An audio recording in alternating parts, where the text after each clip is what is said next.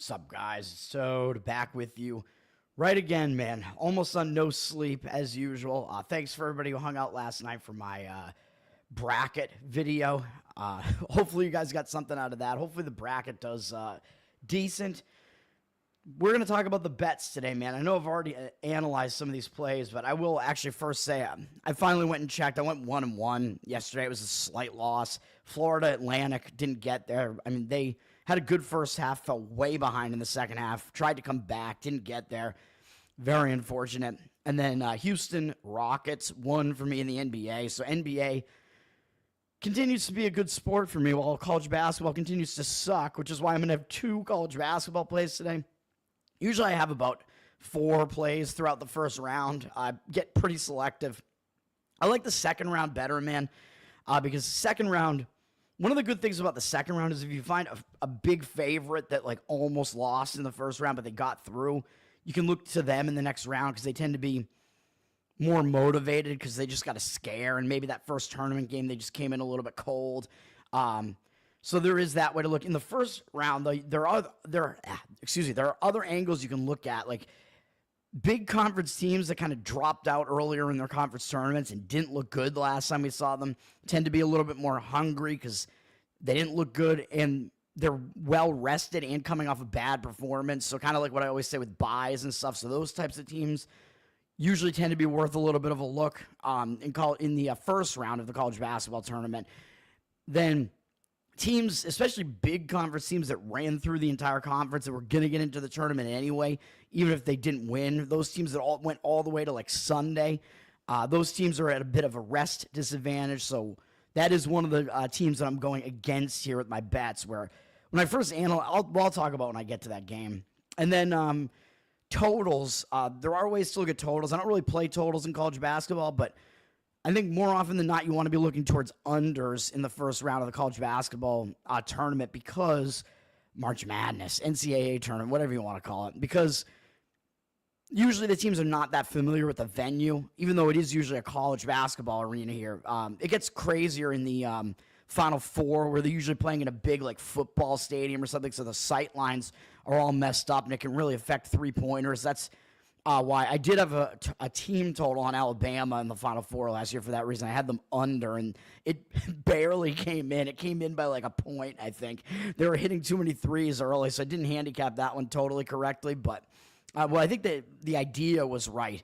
Like, if a team is unfamiliar with the venue, usually it happens more in those cavernous venues, though. But if you have a team that shoots a lot of threes, they're a shooting team, and they aren't familiar with the venue, sometimes they can have to get adjusted to the arena and the sight lines aren't working for them. So you can look for unders in these games, unders in the first halves, especially first halves, because the team by the second half rolls around, they'll get more adjusted to it. Second half is usually higher scoring because you get fouls and stuff. And if you don't want your under to die on intentional free throws at the end, that's a way to look. Let's go through this whole card, man. Let's go. I will do it in this order, I guess, looking at the board here. They just have everything by pods. So we can look at it this way. In Providence, Rhode Island, I mean, this is not going to be chronological, but McNeese and Clemson are the 12-5 matchup here. I talked about all these games last night, too, if you go watch my bracket show. Clemson up from 6.5 to 7.5 with juice, but 59% of tickets, only 54% of the cash. So the line has been driven up on Clemson, but now it does look like some of the money's coming back, grabbing McNeese, grabbing the points. McNeese did win their conference tournament again, although, of course, they had to get in. So these smaller conference teams, when they do that, I don't think they're as fade-worthy as, like, the bigger conference teams that really have to go through, like, a gauntlet. Like, McNeese, their conference isn't really a gauntlet, and they only had to play, like, 2 games in the conference tournament there, unlike teams that are in the bigger conferences where they have to play multiple games in a row. Clemson, they are good, but both of these teams slow the pace down, man. I know I mentioned Clemson is one of those teams that is really good metrics-wise on KenPom. Like, they have real balance between offense and defense. They were in the Elite Eight last year. They have some of those guys back, but I think that was kind of an inexplicable run. They pulled off that upset against Arizona. Their coach that they have there, I think his name is Brownwell. I forget what his name is. You go look. I forget. I don't know anybody's name anymore. Clemson, under him, they really actually don't have a good record, as I mentioned last night, in games in the second half of seasons and into like postseason. So that's not great. And as I mentioned, Clemson lost one of their like key players to a broken hand. They have two brothers on their team, I think, and I think I mentioned the wrong one. They're Chase Hunter and Tyler Hunter, I think of their names. I think Tyler Hunter, not Chase, is the one with the broken hand. So I think Chase is the better player, I think, but still, I mean, it's kind of a key injury for Clemson, so they'll have to deal with that as well. And McNeese, they at least got used to this thing last year because they were in they were the 12 seed last year in the bracket. And I think they were in the exact same place in the bracket too, if you just look at how it's laid out. Providence, Rhode Island, not going to be an advantage to either of these teams or any of these teams in this whole group, really, except for maybe, I guess, St. John's. There's a slight regional advantage there. New York to Providence, not very far. But for this McNeese-Clemson game, I would probably lean to taking the points here. Obviously, I'm not doing it, but the under might be worth a look as well, as the numbers being driven down towards the under. Both these teams slow the game down, man, like I said. So this could be one of those close games to the wire, like a close battle. I think McNeese having that game under their belt last year is going to give them tournament experience. They do have a tournament coach there with Will Wade, who did pretty well in the tournament with LSU, and they fired him due to paying his players, basically, and got caught on an FBI wiretap because the feds have nothing better to do than to catch college coaches giving their players money, basically, which now is not even disallowed. So whatever the case may be there. McNeese also didn't do well in that game because Gonzaga was their opponent. Gonzaga, a fast-paced team, and was just the better team. Really pushed the pace. Clemson isn't really going to do that, so that might allow McNeese to stay within that number as well. Purdue and High Point. Purdue down from 9 to 8. The money is coming in on High Point. 64% of the cash on them, 59% of tickets. High Point, yeah, they're good. I mean, this is their first tournament appearance in program history. They probably should have done it last year. They won the Big South. They only had to play 2 games in the Big South tournament, I think, or maybe 3. I forget how their tournament is structured. But their tournament ends earlier, too, so they're pretty well rested here. And Purdue, I think, is in a positive spot as well because they bowed out of the Big Ten tournament early in a blowout loss to Michigan. So Purdue, I don't think really that many people are going to want Purdue right now, man, even though it does look like both the public and some of the professionals are all on High Point. I would hesitate to do that. I mean, High Point, what you really want in a game like this, even though High Point, yeah, they could score, what you really want for an underdog like this is for that underdog to be able to slow the game down, hit threes, and play defense to some extent, and that's not really what High Point does. Their defense is one of the worst in the entire tournament field, as I mentioned last time. Purdue, they have some issues defensively, especially in the paint with Zach Edey not there anymore, although I don't know if High Point has enough size to really take advantage of that. Purdue, they have a really efficient offense, though, and they should be able to score against this pretty bad High Point defense. Purdue also has the very experienced guard play, man, as these guys were in the championship last year. I think their guard duo both returned from last year. They lost Zach Edey, but they still have these other guys. So, I mean, I don't think they're going to make a deep run in this tournament or anything like that, but they do still have some of that experience there. So they definitely have the experience edge.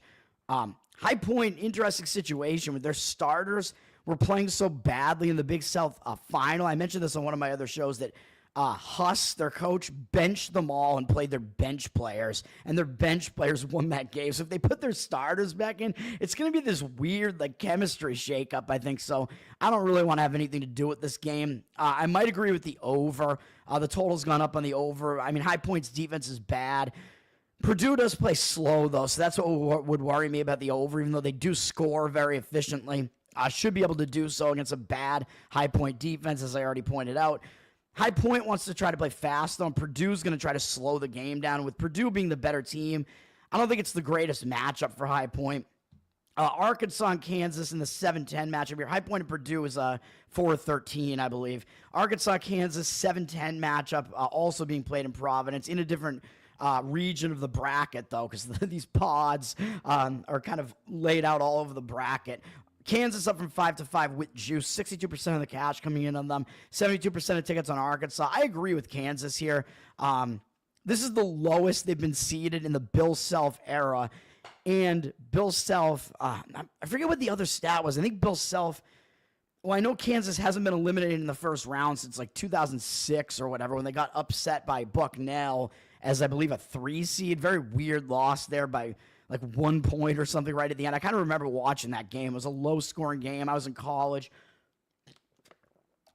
So Kansas, I mean, they're not really familiar with being this low of a seed, but they have the experience still, man. They are a talented team. They have not performed up to expectations, although sometimes those teams, their talent starts showing once they get to the tournament. Like, okay, let's turn it on, guys. Self, obviously a tournament coach. Calipari is also a tournament coach, but Self has been there with Kansas with these players for forever, and these players, some of their players have been there for a while. Arkansas, of course, is new to this year with Calipari. I know Arkansas has done really well in the first round. I think they're 6-1 in their last 7 tournament games, or I don't know if that's just first round or multiple rounds.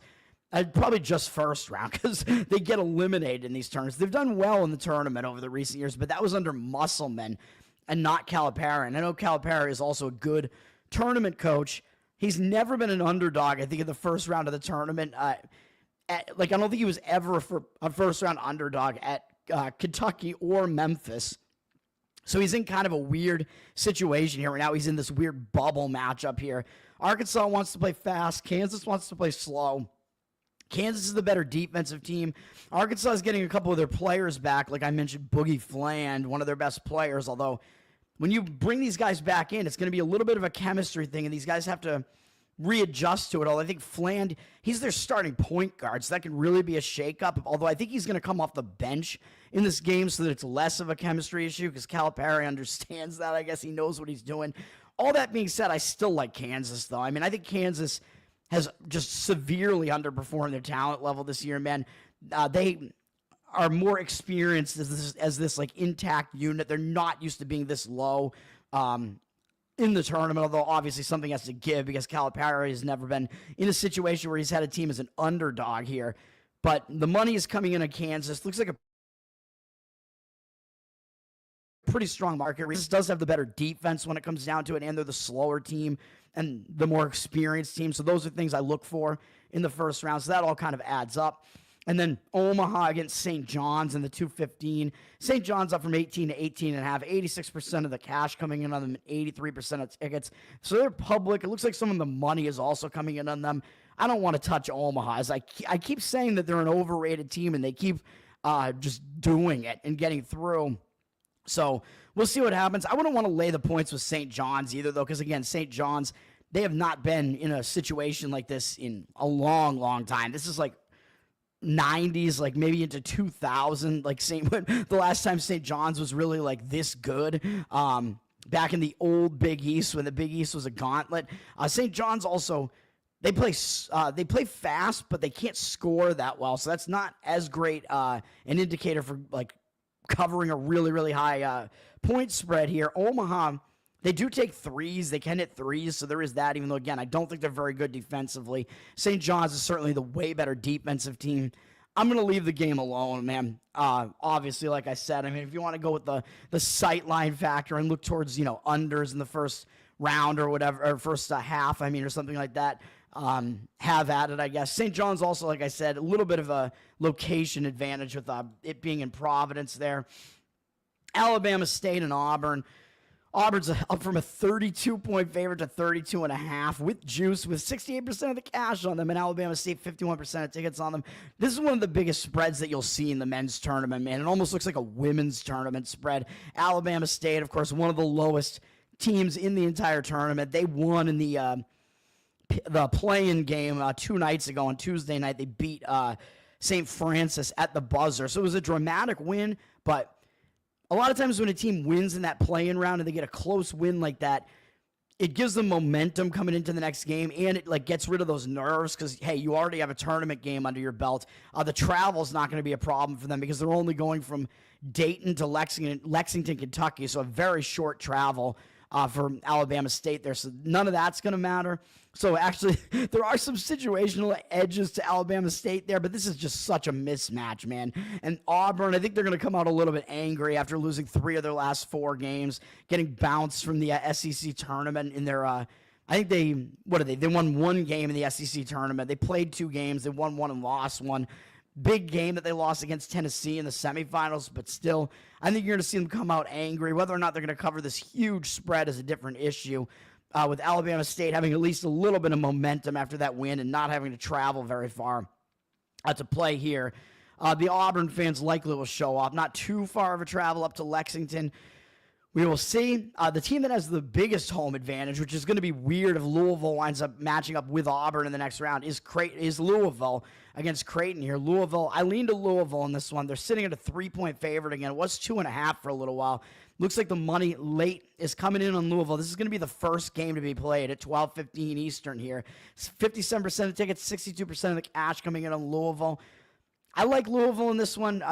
I think the home advantage is pretty big, and that does tend to be a big factor in these tournament games in a lot of cases. Lexington, Kentucky, they're going to have a huge fan base there. They play in this arena somewhat often, I think, because it's Kentucky's arena, Rupp Arena. That is their in-state rival there. I know Louisville went to the championship game in the ACC, so they played pretty deep, played until Saturday, and had a game where they potentially could have beaten Duke. But this is the tournament now. I don't think you're going to have a letdown off of that. And Creighton, as I mentioned last night, pretty much did the same thing. They went to the Big East Championship on the same night and lost to St. John's in a game where I think Creighton was playing decently in that game for a while. So I think that kind of cancels out any disadvantage. Both teams kind of had the similar disadvantage here. And then the fact that, again, this is in Lexington, I think that does give Louisville the advantage here. Creighton's been having to travel a bit all over the place. I mean, they were just up in Madison Square Garden, and now they have to come down here. And, of course, they're an Omaha team, so their fan base might not travel as much here. So it's going to be, I think, a pretty imbalanced Louisville biased crowd there. So that's that one. The other grouping here, an Alabama State Auburn, obviously a 116. This is an 8-9. The winner of that will play against Auburn. Assuming Auburn wins. I mean, I think a decent assumption. Utah State, UCLA is a 7-10 matchup in whatever other region this is. UCLA up from 4.5 to 5.5 with 81% of the cash coming in on them. So we have tons of market indicators on UCLA driving the number up. 53% of tickets coming in on Utah State. This is one of my plays. I'm going to lay it with UCLA. They're definitely the better team. They're the better defense, and they slow the game down. So I think they have all of those advantages. And I think they actually still have experience, man, because this UCLA team, they're always getting into the tournament, even though they've had some turnover here. I mean, they have Mick Cronin there. Now, I don't even know how long Mick Cronin has been there, but these are at least guys with tournament pedigree. And I know Utah State has been in the tournament the last few years as well, and they did win a game last year. I don't know how many of those guys returned. Mountain West, I mean, as we all know, the Mountain West doesn't tend to do that well in these tournaments.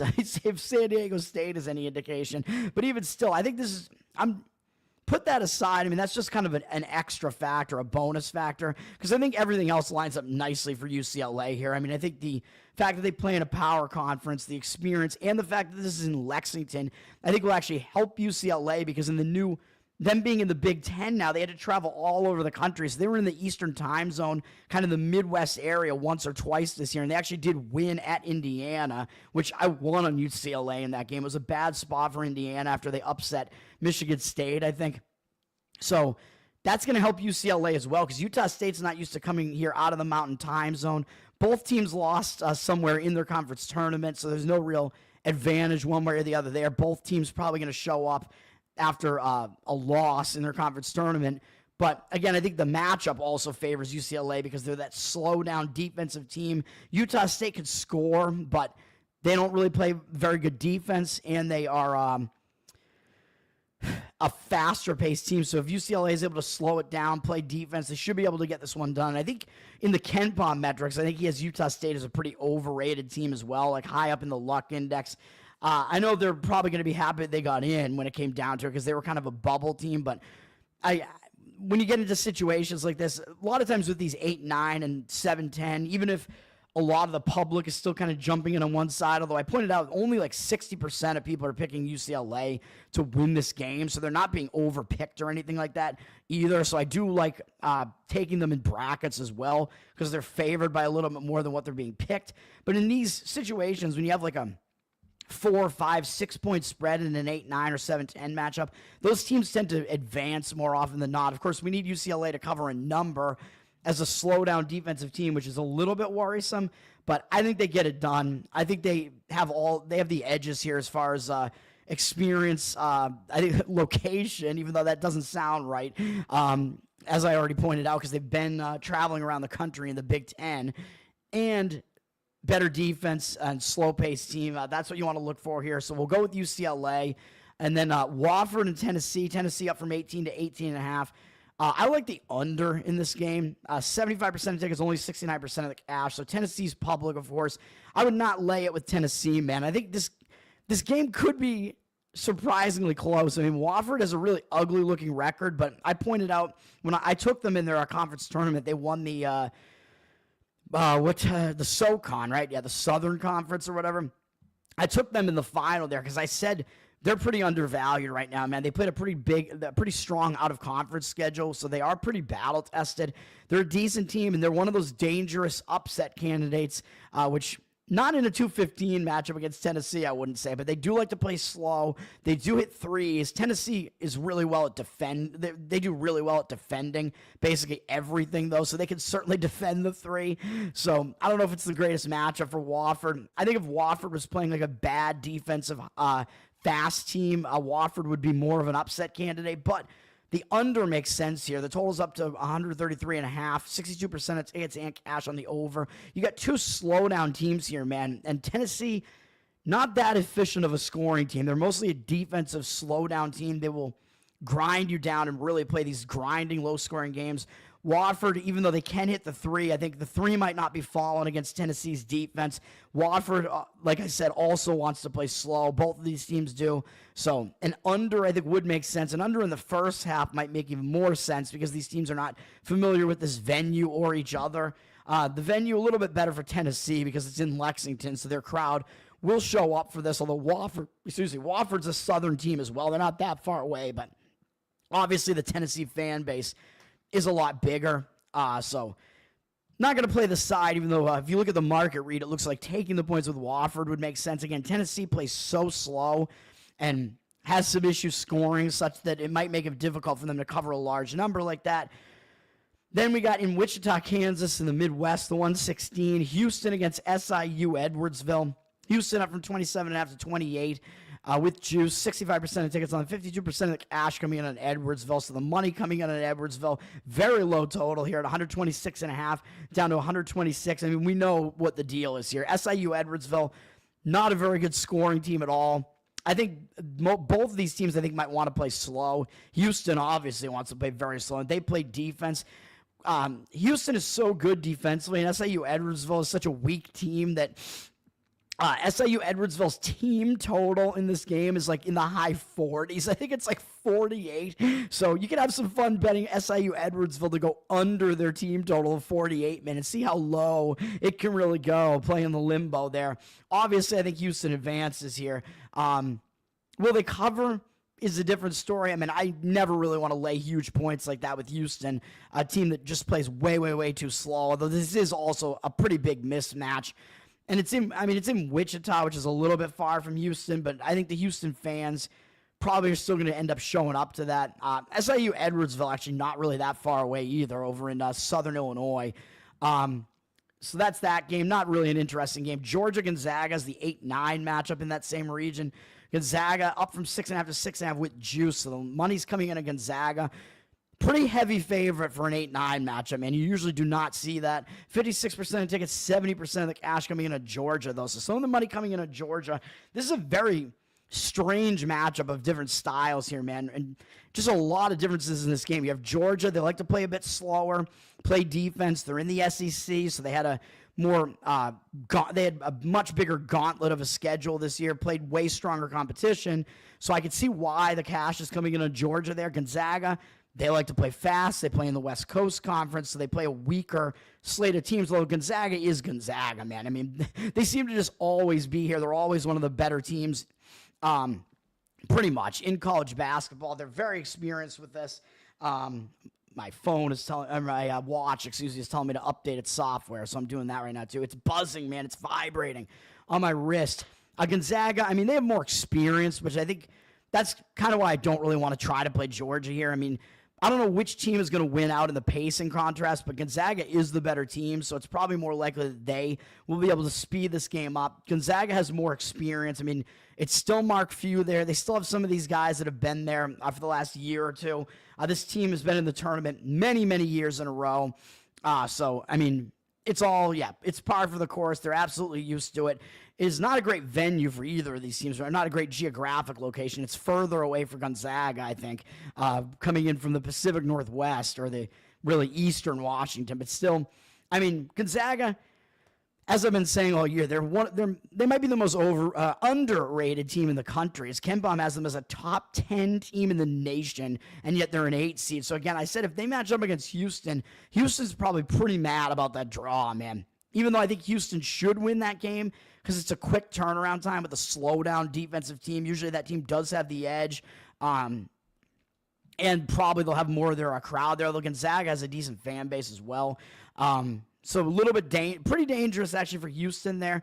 I still think Houston would probably get it done if it does come to that. Hopefully for my bracket's sake. I know a lot of dudes like picking Gonzaga there. And if you're in a bigger tournament pool and you really need to differentiate yourself, I don't really hate having Gonzaga advance through Houston. And Gonzaga, if they get by that game, they could make a really deep run, man. I think if Houston faces Gonzaga, I think whoever wins that game has the potential to get into the Final Four. I mean, obviously, Houston has the potential to get to the Final Four. Gonzaga also would have that potential.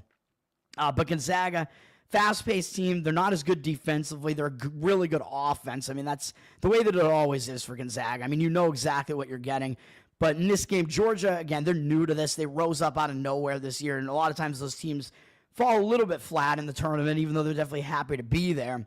Gonzaga did win their conference tournament in a big game against St. Mary's, but it was a little bit earlier in the week, and they only had to play 2 games in the conference tournament, so I don't think that really matters. And Georgia got knocked out immediately in theirs, so I don't think either team, I don't think it's that much of an advantage for Georgia, maybe just a slight advantage with the rest there, but that's about it.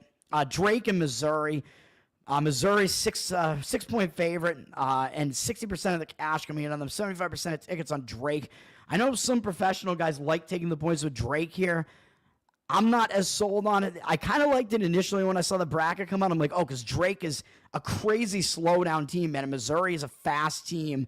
And Drake keeps getting into the tournament, so it's like, oh, Drake must have experience, right? Well, I would say not so fast because this is a new Drake team, man. They lost DeVries, their coach, and DeVries, the player, his son, after last year. They went to West Virginia. Tucker DeVries, the player, got injured, basically didn't play all year, and now both DeVrieses are now going to Indiana, so that really, really sucks for West Virginia, thinking they're going to start a new era there, and then those guys just bail with Woodson being gone from Indiana. Now they're going to Indiana, which kind of makes sense in a way because they're over closer to the Missouri Valley, but still, that's just such a blow, man. But what I'm trying to say here is that Drake, they have this really, really a coach with a really good pedigree, McCollum. He was a dominant coach in Division II. He brought over a bunch of his Division II players, and they had a really good season, and that's what we have going on here. Yep, but they play in the Missouri Valley, man, and Missouri still plays in the SEC. Missouri has been in the tournament, I think, at least once in the last couple of tournaments with Gates, I think, is their coach. He's been there, and maybe, I don't know if they brought back any of those same players. So the more I kind of think about it, I don't trust the inexperience of Drake in this game is really what it comes down to. This is in Wichita, so it's a decent location for both teams because Drake is in Iowa. It's a little bit closer to University of Missouri, though, I think. So Missouri's fans are going to be there in this game. They try to speed the game up. Drake is going to try to slow it down. It's easier for the lesser team to slow it down, though. So Georgia may be able to slow down Gonzaga. Drake may be able to slow down Missouri here. And Drake does hit threes, so that is a dangerous combo. They do have the profile of a team that could potentially upset somebody, although still hasn't happened. Drake has lost every tournament game that they've played. They've been in the last 2 tournaments and lost both games. And, of course, like I said, this Drake team is completely different personnel, so these guys are new to the tournament, so we'll see how they react to that. The cash is coming into Missouri. If they are the better team, and if they are successful in speeding the game up, they should be able to win this game. And Missouri got knocked out earlier in the SEC tournament, whereas Drake obviously had to win the Missouri Valley, but they only played, I think, 2, maybe 3 games in that tournament, and that tournament ended earlier. But Missouri, I mean, they might be one of those teams, an early knockout in their conference tournament that uses that extra time off to try to right the ship. So all that being said, I would have to kind of lean to the cash percentage there and lean to Missouri. I am advancing them in my bracket, but because they are the favorite there. But Drake, I think, is very much a wild card there. And then NC Wilmington and Texas Tech. NC Wilmington, this is the 3-14 matchup in, I believe, that same region. Texas Tech up from 15 to, or down from 15 to 14.5. 72% of tickets, 73% of the cash coming in on them. Although, actually, I guess Drake, Missouri, the winner of that game is playing. Who are they playing? I don't even remember. They're playing the winner of some game that might be being played tomorrow in Wichita. I forget how this whole thing is like laid out, man. Wilmington and Texas Tech. NC Wilmington won the Colonial Conference. They played, I think, 2 or 3 games in that tournament. Texas Tech got bounced from their tournament, and this is a very, very good Texas Tech team, man. I think they might be the second best team in the Big 12, dude. Like, after Houston, I think it may be Texas Tech. I mean, they have really good metrics on KenPom. They're a huge favorite here, although down from 15 to 14.5 with juice. 72% of tickets, 74% of the cash coming in on them. This Texas Tech team has balance, and I saw this stat about, like, teams and how many, like, dangerous shooters they have, and it's shooters that just shoot, like, a really high percentage, and Texas Tech has the most of them in the country. They have 5 dangerous shooters, according to this, and there are a few teams that have 4, but Texas Tech actually has the most. So you think of Texas Tech as like this defensive team, and I think they are, and I think they do still play defense and slow it down, but they can also score, which is why I brought them into the Final Four in my bracket, man. I think they are a pretty underpicked team here, so I like Texas Tech. Obviously, I like them to advance here. I think they probably will cover this one as well. NC Wilmington, they are a pretty good team, and they might be an upset candidate against some other teams, but Texas Tech is a very, very good team, so hopefully I don't have to eat my words on any of that. Next up, the final pod here, which is in Denver, and then we'll talk about NBA and NHL before I get out of here. This is my other play. I had different feelings about this when I first thought about it, but now the more I think about it, the more I listen to some professionals. I'm going to take UC San Diego plus the 2.5 here. I advanced them in my bracket just because they're being underpicked, in my opinion, in the brackets. So I think you're getting a little bit of a leverage play there. It's just a first round, 12-5 matchup. The 12-5 matchups are, of course, they tend to be trendy. I thought UC San Diego might be a bit too trendy, but look at the market. It doesn't really look like it, with 50% of tickets evenly split and 64% of the cash coming in on UC San Diego. So the money's coming in on UC San Diego. I think the fact that this is an elevation might actually help UC San Diego. Even though they don't really necessarily play in elevation, they do play in the Big West.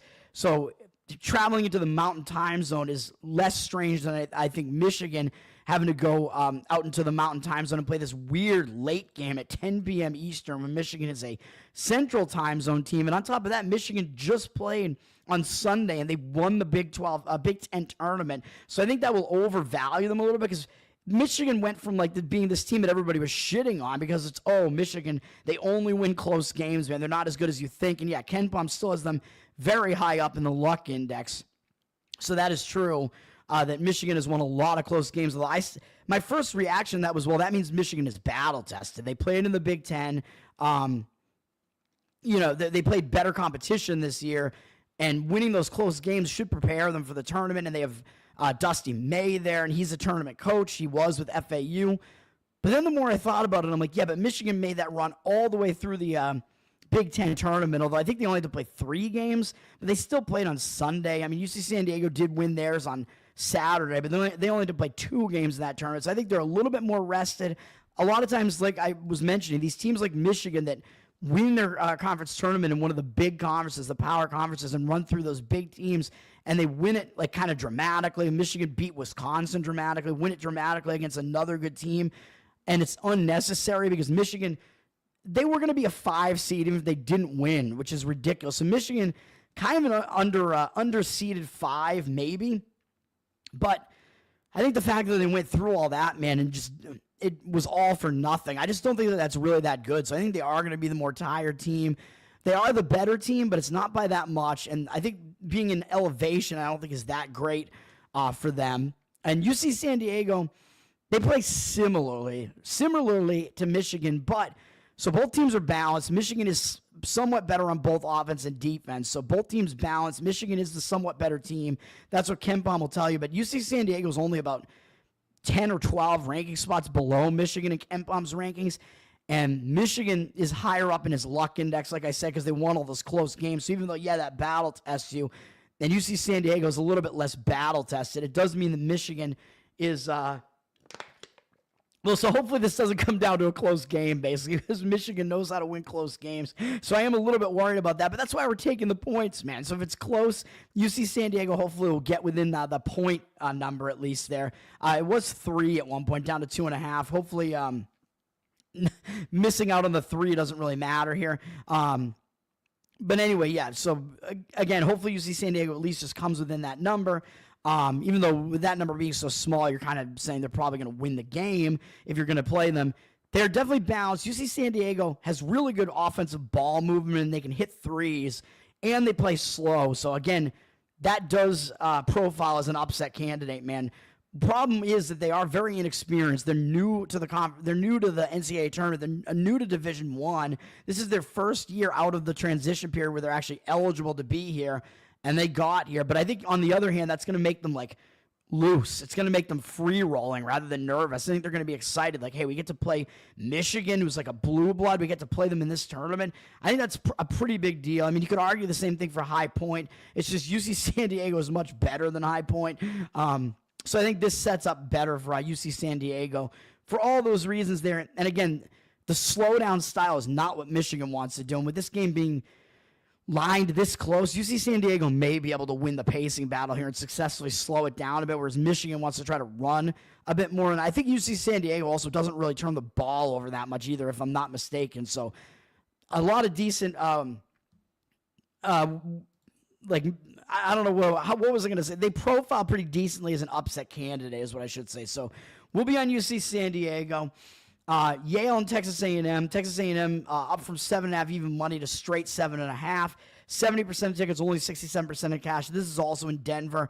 So kind of a weird spot for Yale to have to go to. I think Yale is kind of they're a public underdog here, man. They have more of the tickets than the cash on the public underdogs. Like I say, you never really want to look to public underdogs, man. I think maybe people are remembering Yale from last year pulling off that ridiculous upset of Auburn. And, they could do it again. They shoot well. Yale is the better shooting team. I mean, that's not that surprising. They're the better shooting team over Texas A&M. But Texas A&M, even though Yale's a decent rebounding team, they play in the Ivy League, man. I mean, come on. I know they only had to win two games in the Ivy League tournament to get here. Texas A&M got knocked out earlier in there. They got upset by Texas in the SEC tournament, I believe. So they got knocked out earlier. So I think they're going to be a little bit in an angry mood. They're going to come to play. Texas A&M, they're the more physical team. They play in the SEC, so they play the stronger competition. Public coming in on Yale. I would lean to Texas A&M. The problem that I would have with that is that Texas A&M really struggles to score sometimes, and they play slow. They play defense. A lot of times they'll score because they get a lot of offensive rebounds. Yale's a decent rebounding team. I mentioned Texas A&M, their rebounding prowess last night, and that is still true, although Yale is not the worst rebounding team they could possibly face. So that kind of mitigates that a little bit. I still would lean to Texas Tech or Texas A&M, in this game, and they still have the best player that's on the court here in I always forget his name. Wade Taylor, is that his name? Wade Taylor the fourth, whatever his name is. So they still have him. So I expect them to actually be able to get through this. But again, I don't want to lay the points with a team that really can struggle to score like Texas A&M does, even though hopefully for their sake, they're going to be getting some of those offensive boards this time and putting it in, because one of their metrics that I really don't like is the bad three-point percentage. Teams that shoot really poorly from three tend to not do well in the tournament. Texas A&M, I don't know if they meet that criteria this year or not. I think I've talked about this on one of my other shows. I think last year they might have been the first team ever to have a three-point percentage that was within that metric, being like a really bad three-point percentage, and still actually got it done. So we will see. And then BYU and VCU, the market read on this really worries me with the fact that I think I have BYU to the Sweet 16 in my bracket right now. I think this is a dangerous game for them, man. And if they get through this game, I think they're going to be a decent way to look against Wisconsin, assuming Wisconsin wins. In that other game, that Yale Texas A&M, by the way, is a 4-13 matchup, I believe. And then this game is a 6-11. I know these 11s have been dangerous. Normally, I would say, yeah, this is a danger spot here. VCU likes to play slow. BYU likes to play fast. So there is a difference there. BYU down from 2.5 to 2 with juice. Money coming in on VCU. Does concern me. Like I said, 58% of the tickets on BYU, 66% of the cash coming in on VCU. And if this was in a different situational setup and in a different venue, I would probably agree with that and look to VCU. VCU, again, a slow-down team that can hit threes with Max Shulga there. They do profile as an upset candidate. They're a good team. Like, basically, it's them and UC San Diego are the two, like, mid-majors that are actually very, very good competitive teams. And KenPom, I think, has them both within the top, like, 35 or so teams in the country. Problem is, BYU is still the better team, and this game is in elevation, man, in Denver, Colorado. So that's kind of a bad venue for VCU, not only because they're not used to elevation, coming from basically sea level in Virginia, but BYU also, not only are they used to elevation, but this is closer to their place, man, because they're from Utah, so they're probably going to have more of their fan base show up here in this one. BYU, again, like I said, VCU is going to try to slow them down, so that's a little bit dangerous because BYU does want to play fast. But the other thing I like about BYU here is that they bowed out of the Big 12 tournament somewhat early after BYU was hot. They wound up losing to Houston. I mean, no shame in losing to Houston, but still, they lost in the middle of the tournament, whereas VCU had to play all the way until Sunday afternoon, and they won in a close battle against George Mason just to get it done in the A-10. So BYU actually has a rest advantage here and a location advantage here, even though I think the matchup advantage might be towards VCU. The situational setup I don't think is. So hopefully BYU will get it done for my bracket's sake. And other than that, yeah, that's why I'm staying off that game monetarily. Montana and Wisconsin, the last game we'll talk about for today's slate. Wisconsin down from 17 to 16.5. Money coming in on Montana, 51% of the cash on the 56% of tickets on Wisconsin. I kind of agree with that because Wisconsin, even though this is a mismatch, Wisconsin, this is a different Wisconsin team than what you're used to, man. They play a bit faster. Usually you're used to them just slowing the pace way down, but still having an efficient offense. They still have an efficient offense, but they speed it up a bit. They play a bit faster. I don't know what Montana's speed profile is. Wisconsin, it's definitely a mismatch here, but Wisconsin, because they played Michigan all the way to the wire in that Big Ten final, Wisconsin could be kind of in the same boat as Michigan in the fact that they might be a little bit fatigued coming into this, and they're having to go to Denver, which is really kind of a better location for Montana. It's a bit closer to Montana. Montana's more used to playing in elevation, being in the Big Sky. They're playing in the Rockies, so some advantages to Montana there, so I can see the reason for taking the points with Montana there. I would agree with it, but again, I don't really love jumping in on like mismatch games like this. Wisconsin should win the game. I would be a pretty substantial upset if that actually happened. But I think Wisconsin, if they have to play 2 games in a row here with quick turnaround time and high elevation, and they wind up having to face BYU or even VCU, a team that slows the game down, Wisconsin could be in a little bit of trouble. They got a bad draw in this tournament, man, and they probably should have just let themselves get eliminated in the Big Ten tournament, to be honest. But I know they wanted to win it. And now that might hurt them a little bit as far as the fatigue factor. But they should get by Montana. That's all the college basketball for today. Let's go to NHL. It's a big NHL slate here. I do have one play in the NHL. I have Action Network up twice here. I don't want to talk about every one of these games, but Colorado and Ottawa was a pretty big game. Colorado up from -110 to -116. Money coming in Colorado, 70% of tickets, 87% of the cash coming in Colorado. I'm not sure that I really agree with that because they're on a back-to-back. They played yesterday, close 2-1 loss to Toronto yesterday in Toronto, so not a big travel spot. They're going just from Toronto to Ottawa, but they just beat Dallas at home and then lost to Toronto by 1, so I don't know if the spot sets up that great for Colorado here, man. And we pretty much know they're already going to be in the playoffs. I mean, their record is ridiculously good. So I think that, Colorado's already set as far as that's concerned. I think Blackwood, I don't know which one of their goalies is actually even better at this point, man, because they're alternating between Blackwood and Wedgwood. I thought Blackwood was their better goalie. They're probably going to go with Wedgwood in this game in the back-to-back. I don't know if that matters, but I think Ottawa does need the game more because they are still fighting. They're in that jumble for the wild card, even though I think they are ahead of the other teams for the wild card right now. They just lost to Montreal. They're returning home, but only from going to Toronto and Montreal, so not a long road trip at all there. I think they will be focused for this game, even though they do have to go back out on the road to face Eastern Conference teams after this. And they did just lose to Montreal. That's kind of an ugly loss. It did break a winning streak for them, so that is going to hurt their momentum a little bit potentially, but could also be a bounce-back spot. So I don't really agree with the movement there. I kind of agree with the Ottawa side there if you force me to pick in that game. Florida at Columbus.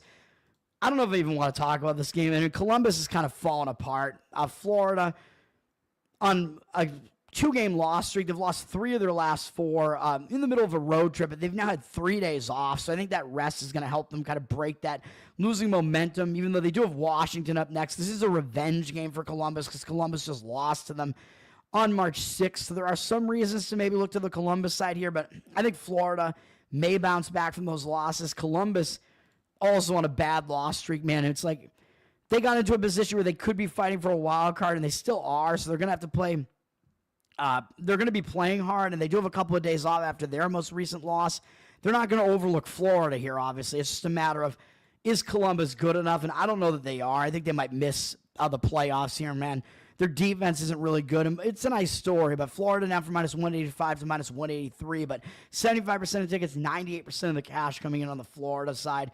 So we'll see what happens. Montreal and Islanders are kind of in the mix for wild cards here. So let's see.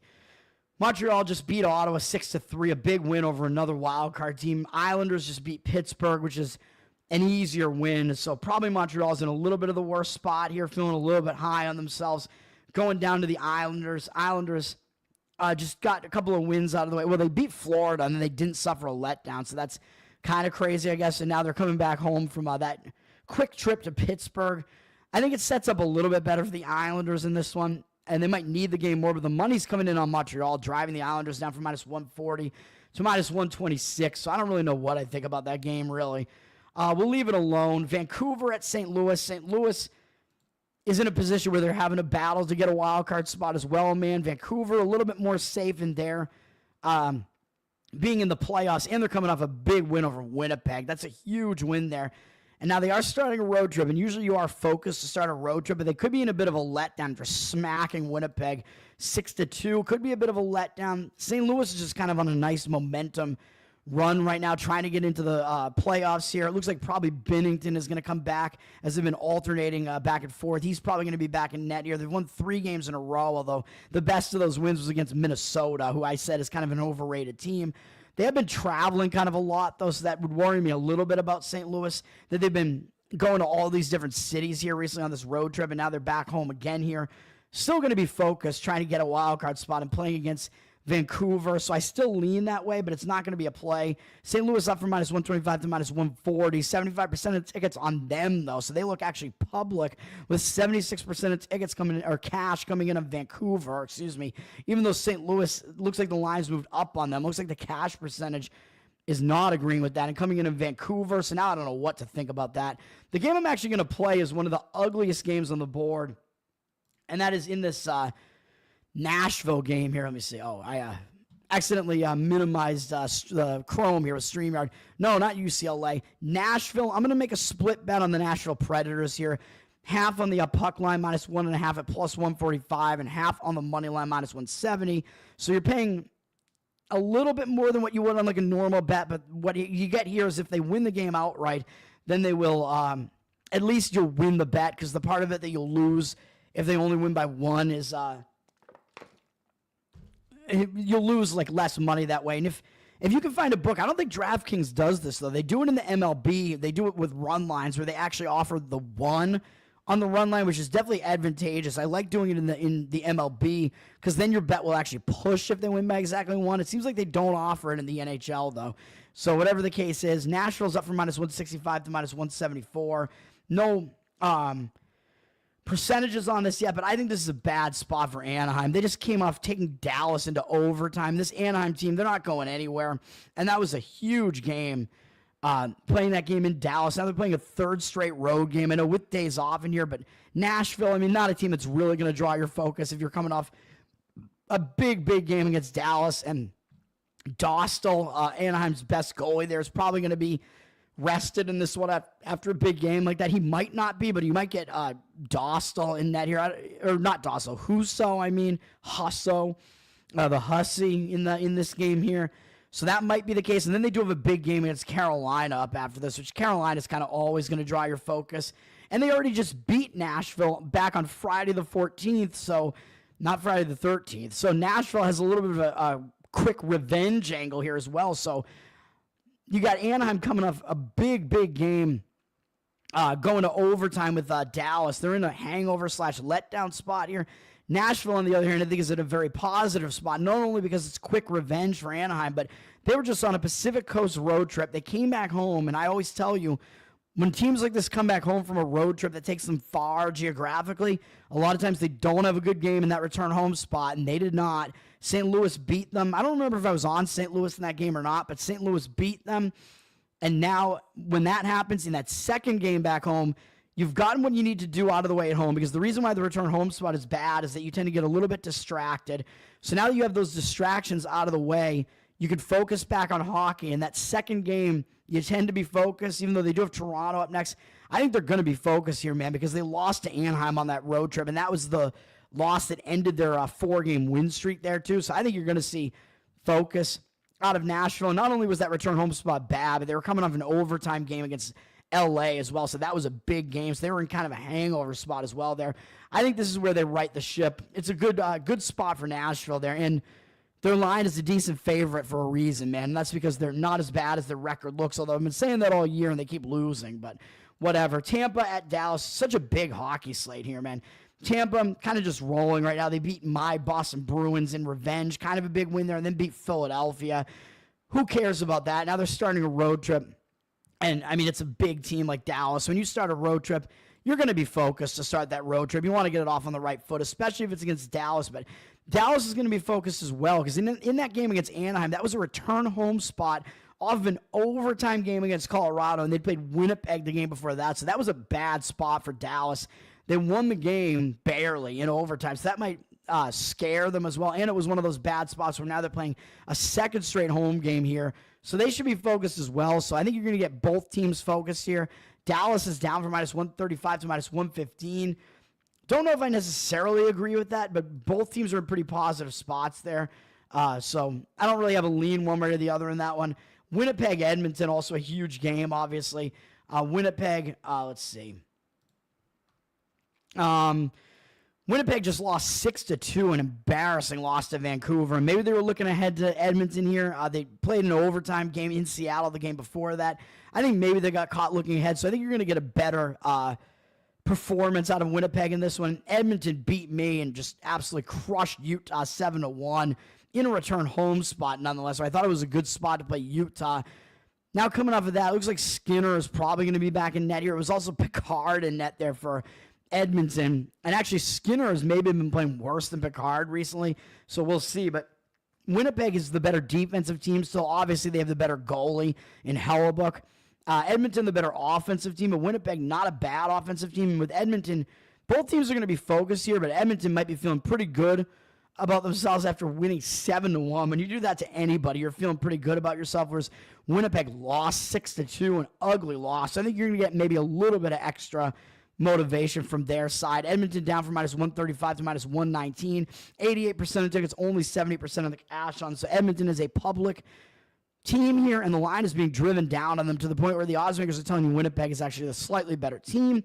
I agree with that move. I agree with taking Winnipeg as the dog in that game. And then my Boston Bruins are at Vegas. Bruins, it's just a lost season for them. I mean, they're in a bad state of things here. They've lost 3 games in a row. This particular spot, I don't think is that bad for them, though.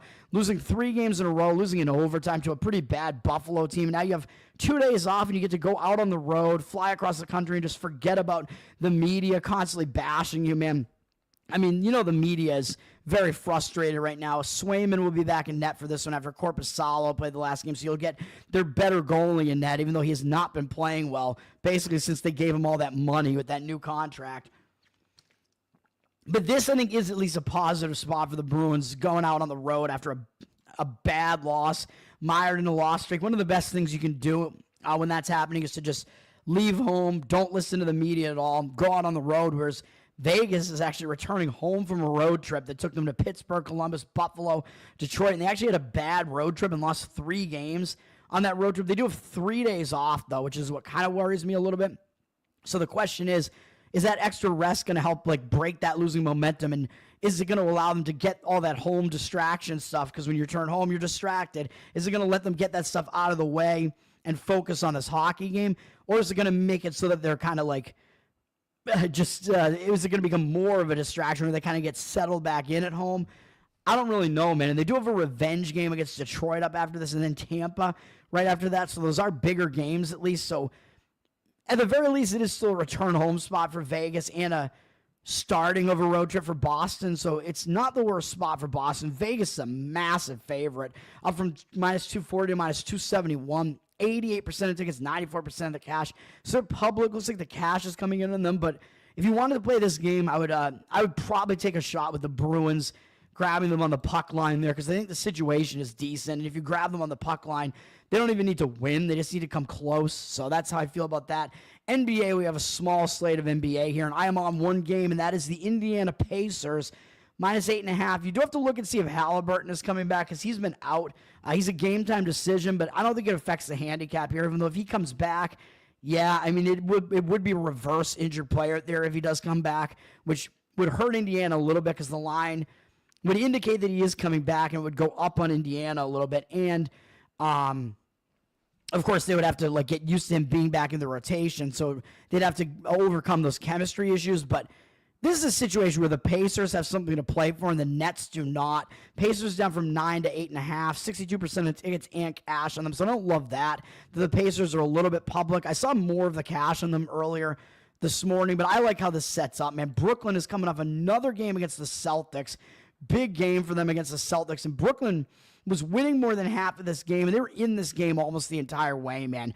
They were within a couple of scores almost all the way to the end of this game. So they took the Celtics in Boston basically to the wire. I know Brooklyn, I faded them the other time recently after they took Boston almost to the wire, and they actually won the game against me as an underdog against the Hawks. Fuck the Hawks. And I know Indiana kind of profiles similar to the Hawks in that both teams don't play very good defense and they both can score, but Indiana's better than the Hawks. And we're laying almost a similar price, and it's at home for the Pacers, so I like this better. Celtics, the Celtics are a 13.5-point favorite in that game. Porzingis was back. Celtics probably rested at least some of their starters in that game because that's just what they do at this point. But Brooklyn, coming off of that, I think this is a bad spot for them, man. Even though, yeah, Indiana is a playoff team, they're probably still going to draw your focus. They have 2 games in a row against Indiana, but you take the Celtics to the wire again like that, and you beat Atlanta as an underdog in the game in between those two. Brooklyn really not a whole lot left to play for, even though they will probably get up for big games, but Indiana has a lot more reason to play here because Indiana's sitting in the they're sitting in the 4 spot right now, right above Milwaukee, and that matters as far as the playoff seeding because Indiana, I mean, you want to get the 4 seed because that means you're going to host a first-round series in the playoffs. And if you drop to the 5, you're going to be on the road. So that does matter. So we might get another Indiana-Milwaukee matchup, this time in a 4-5 series. But they're going to be fighting. They're going to try to win this game, man, to try to at least maintain the 4 seed there, to try to maintain home court. So they do have reason to play. And Indiana's actually coming off a game where they return home off an overtime game after losing to Milwaukee. Tough going there after they beat Milwaukee a little while before that. A run of pretty big games here. Beating Minnesota on the road in overtime. Huge win for Indiana there. Then and Indiana had a lot of their players out in that game and they still won. Injured player theory, baby. Then they came home, bad return home spot of a huge win, and Dallas, with all their injuries, were able to cover against Indiana. Indiana was a 10.5-point favorite there, and Indiana just barely escaped that game. Dallas was winning that game down the stretch, man. I'm pretty sure Indiana was able to get the win. So I think that puts Indiana in a positive spot because they returned home. They almost lost the game. The one thing I worry about here is that Indiana is on a back-to-back, and they are playing a third game in 4 days, fourth game in 6 days. I think it's a fifth game in 8 days or whatever, fifth game in 7, actually. So that does worry me a bit. So it is a rest disadvantage for Indiana here. But then again, remember, none of their starters really played in this Minnesota game. So I think they're kind of like, balancing this and resting their starters kind of strategically. And I think they will want to continue winning here, man, because they're trying to maintain their edge here. So I think that's what's going to be the case there. And they almost lost this game against Dallas. So I think that should shock them back into focus here. So I do like Indiana, even though they have a pretty substantial rest disadvantage there. So I don't love that. But Brooklyn, again, they have been traveling a lot. Let me see. Should I be playing Indiana here at all after seeing their rest situation? With Brooklyn, I mean, they've had a packed schedule, too. I mean, they've played a bunch of games as well. They're playing 4 games in the last 6 days, 5 games in the last 8 days. So pretty similar as well. And they've been kind of traveling around as well in the middle of it. So I think the rest disadvantage is a little bit mitigated by that. And then we have Milwaukee, LA is the other big game. I don't know why this is not the NBA TV game, man. Sacramento, by the way, just beat Cleveland last night, I believe. So Sacramento is coming off a big win over Cleveland. Looks like a letdown spot for Sacramento. The problem that I have with that is that Chicago's coming up, I think, a pretty tough game against Phoenix. And Chicago is really at a rest disadvantage here as well.